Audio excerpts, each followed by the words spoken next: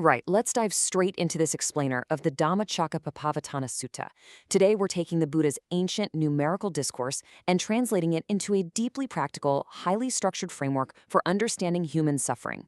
You see, this was the absolute first teaching the Buddha gave after his awakening, and we're not going to look at it as some mystical dogma. Instead, we're going to explore it as a profound, incredibly modern medical model of liberation. But before we get into the structure of all that, I want to ground things with a quote from Ernest Hemingway. "The world breaks everyone, and afterward many are strong in the broken places. But those that will not break, it kills." We're starting here because it perfectly captures dukkha, a core concept we'll be tackling today, which translates to unsatisfactoriness or suffering. It grounds this ancient text in a universal human experience. Because, let's be honest, that feeling that life is sometimes inadequate, painful, or completely broken, we can all relate to that, right? So here is our roadmap for today. 1. The Deer Park reunion. 2. Finding the middle way. 3. Diagnosing the four truths. 4. The Noble Eightfold Path. And 5. The 12 aspects. Let's get to it. Section 1. The Deer Park Reunion, the Historical Intervention. Picture this. You've just come out of a 49-day intense solitary retreat with a complete spiritual awakening under the Bodhi tree. What do? Well, the Buddha didn't just stay put. He embarked on a massive 250-kilometer journey on foot over 10 days. He specifically traveled to Isipatana, a deer park near Benares, tracking down his 5 former companions to share what he'd found. And it all culminated in this one monumental night of teaching under the full moon of Asalya. But there was a major communication hurdle he had to clear first. He had to completely disarm their intense skepticism before he could share a single discovery. These 5 monks, they had practiced extreme asceticism right alongside him. So when he decided to actually eat a normal meal and abandon all that self-torture, they just assumed he had completely sold out and backslid into luxury. Literally, they didn't even want to say hello to him at first. Section 2. Finding the middle way, a balanced dosage. To convince them he hadn't lost his mind, he starkly called out the 2 massive extremes that were totally dominating the spiritual landscape back then.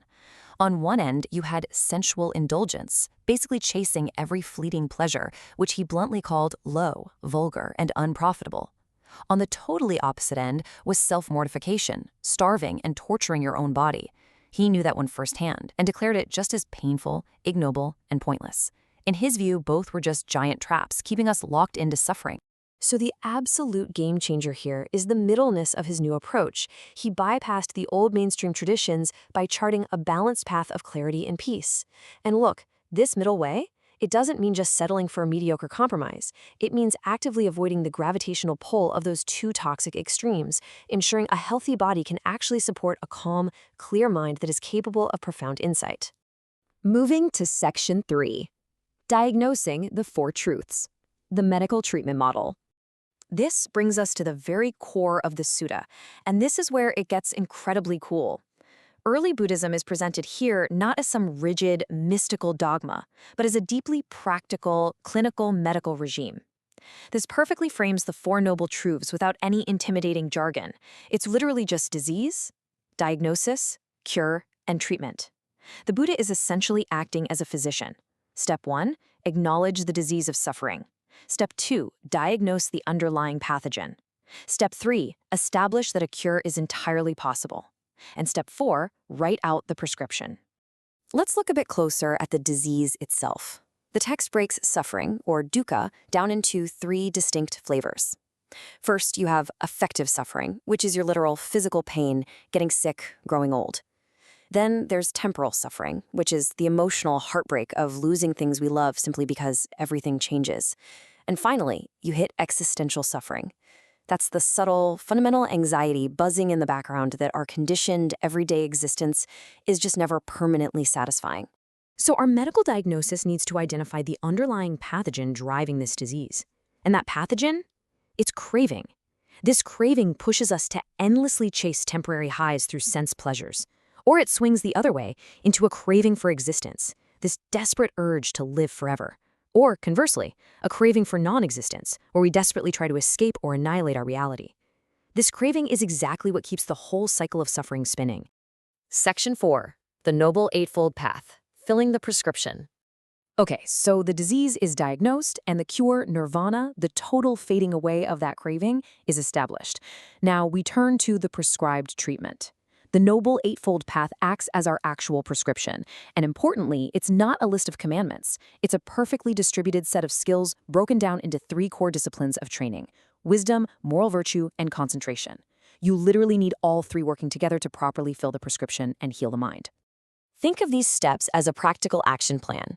First up, aligning our understanding with wisdom, meaning having the right view of reality and the right intentions. Second, we have to adjust our physical behaviors out in the real world through moral virtue, speaking truthfully, acting ethically, and earning a living harmlessly. And finally, cultivating the deep stillness of our minds through concentration, applying right effort, maintaining steady mindfulness, and achieving total mental unification. And finally, Section 5, the 12 aspects, the rehabilitation plan. To guarantee a full recovery, the Buddha maps out an ultimate rehabilitation plan, turning these truths from passive philosophical ideas into a highly active process. Now, the math here gets a tiny bit complex, but stick with me. By multiplying the 4 truths across 3 distinct phases of learning, we get a complete grid for spiritual freedom. For every single truth, you first learn the theory. You know the truth exists.